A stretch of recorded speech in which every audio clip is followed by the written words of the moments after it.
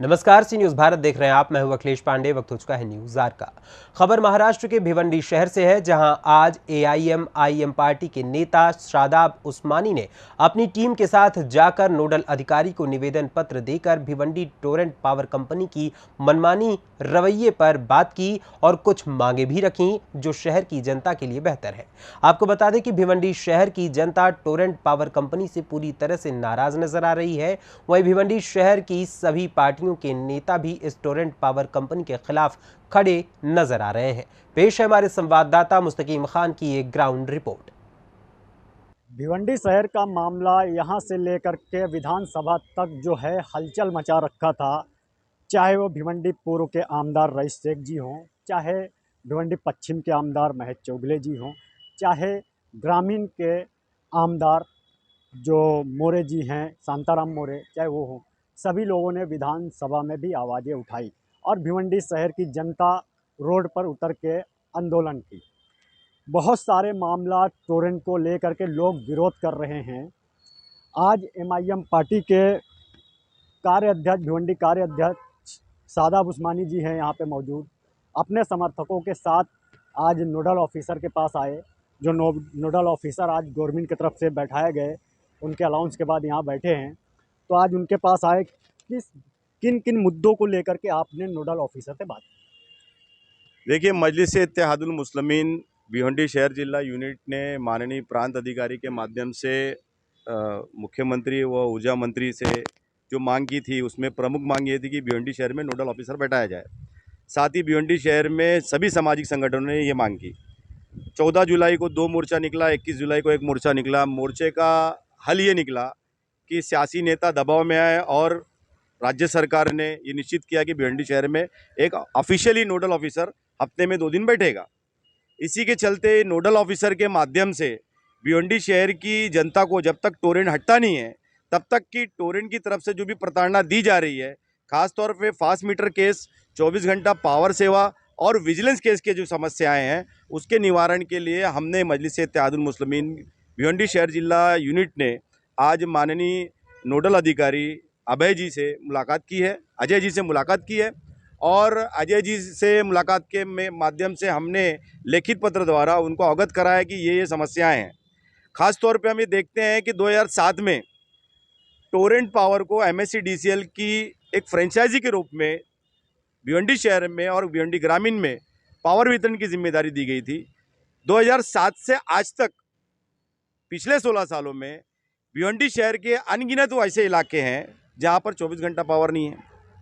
जबकि 2020 में electricity rights of consumer rule 2020 जो बना, उसके मुताबिक हर निजी बिजली वितरण कंपनी ने 24 घंटा पावर देना है।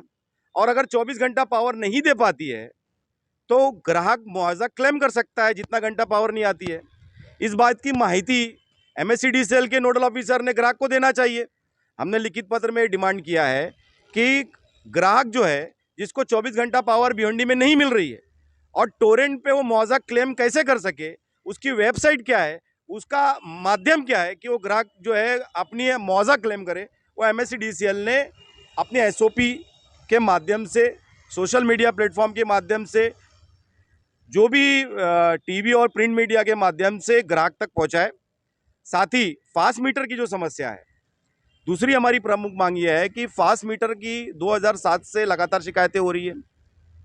टोरेंट पावर लिमिटेड कंपनी ने जो इलेक्ट्रॉनिक मीटर लगाया, उसकी किसी भी ग्राहक को वो टेस्टिंग रिपोर्ट देता नहीं है। जब ग्राहक अपना मीटर लगाने की बात करता है तो टेस्टिंग रिपोर्ट मांगता है। तो जो भी एमएससीडीसीएल ने जो भी कंपनी को ऑथराइज किया है कि ये कंपनी का मीटर लगा सकते हैं, उसके साथ में टेस्टिंग रिपोर्ट आती है। तो टोरेंट पावर लिमिटेड ने हर ग्राहक को टेस्टिंग रिपोर्ट देना चाहिए। अगर नहीं देती है तो कहीं ना कहीं टोरेंट पावर लिमिटेड का सही में मीटर जो है वो उसमें कुछ ना कुछ खोटा काम हो रहा है, ऐसा दिख के आता है। एमएससीडीसीएल के नोडल ऑफिसर की जिम्मेदारी है कि मीटर लगाने की जो गवर्नमेंट की एसओपी है कि दूसरा मीटर कैसे लगाया जाए, टोरेंट का मीटर चेक कराने के लिए जो एसओपी है, वो एमएससीडीसीएल की तरफ से गाइडलाइन टोरेंट को भी जाना चाहिए और ग्राहक को भी सामने दिख के आना चाहिए, ताकि ग्राहक खुद लड़ सके।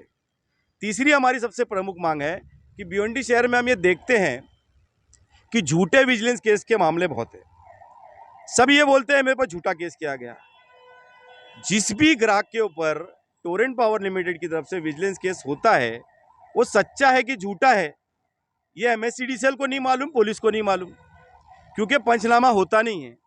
इसलिए हमने माननीय नोडल अधिकारी अभय जी से ये मांग की है, अजय जी से ये मांग की है कि जो भी विजिलेंस केस के मामले आज से आने वाले वक्त में होंगे, आपकी तरफ से एक विजिलेंस इंस्पेक्टर नियुक्त किया जाए जो मौका वारदात पे मौजूद रहे, और टोरेंट को ऐसा लगता है कि इस ग्राहक ने चोरी किया है तो उस चोरी का पंचनामा होना चाहिए। पंचनामा होना इसलिए ज़रूरी है कि विजिलेंस का जो अधिनियम है स्टेट गवर्नमेंट का, वो अधिनियम में साफ साफ उल्लेख है कि कितना किलोवाट ग्राहक ने चोरी किया है उस पर फाइन अमाउंट उसके हिसाब से तय होगा। तो कितना किलोवाट जिस ग्राहक ने चोरी किया है उसके घर में कितना कंजम्पशन है, कितना वो पावर यूज़ कर रहा है, इस बात की माहिती कहीं पंचनामा में होता ही नहीं तो उल्लेख कैसा होगा।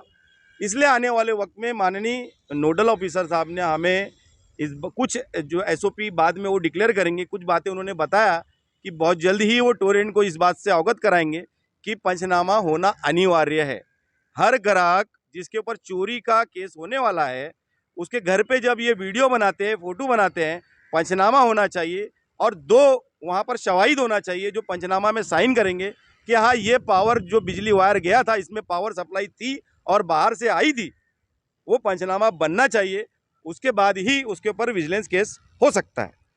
दूसरी उसमें सबसे बड़ी बात यह है कि टोरेंट ने जितने भी विजिलेंस केसेस आज तक किए उसका जो सेटलमेंट हुआ है 4 लाख का 2 लाख, 2 लाख का 50,000, तो वो सेटलमेंट की पावती जिस भी ग्राहक को मिली है उस ग्राहक की पावती के ऊपर विजिलेंस केस के सेटलमेंट अमाउंट, विजिलेंस केस का फाइन अमाउंट उसने भरा है ऐसा कहीं भी उल्लेख नहीं रहता है।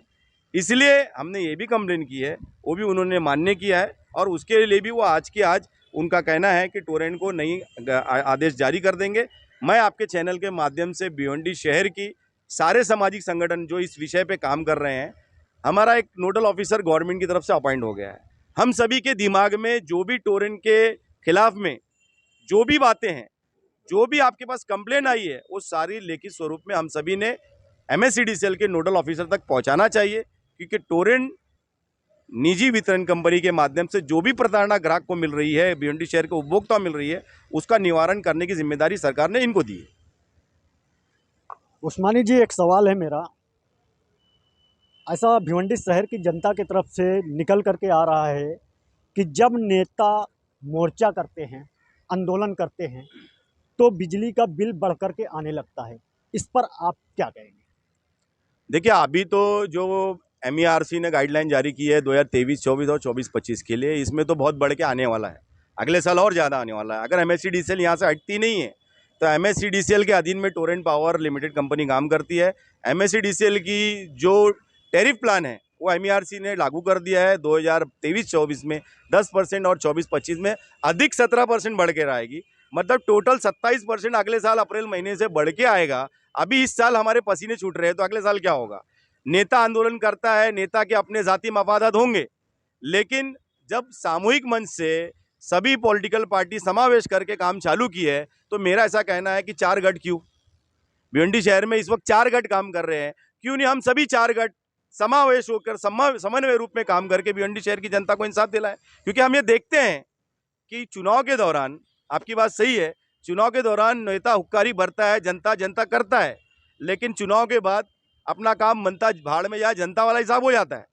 तो ये चुनाव से पहले अगर हम टोरेंट को भगाने की नीति पे काम कर गए, आने वाले वक्त में अधिक 2-4 कंपनी भिवंडी में निजी वितरण कंपनी आ गई तो भिवंडी शहर की जनता को मुंबई की तरह कंपटीशन के माध्यम से सस्ती बिजली और अच्छी पावर सेवा मिलने लगेगी। उस्मानी जी, एक सवाल और है मेरा।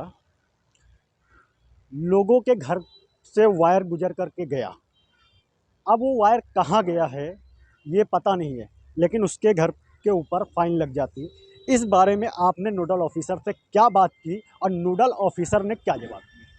देखिए, नोडल ऑफिसर ने विजिलेंस केसेस के बारे में स्पेसिफिकली ये कहा है, खुलासा किया है उन्होंने कि प्रत्येक ग्राहक का पंचनामा होना चाहिए। उसने चोरी किया है, कैसे किया है, कितना कंजम्पशन चोरी किया है, कितना किलोवाट चोरी किया है, वो पंचनामा में उल्लेख होना चाहिए और पंच जो है स्थानिक 2 पंच वहाँ मौजूद होना चाहिए, गवर्नमेंट ऑफिशियल होना चाहिए।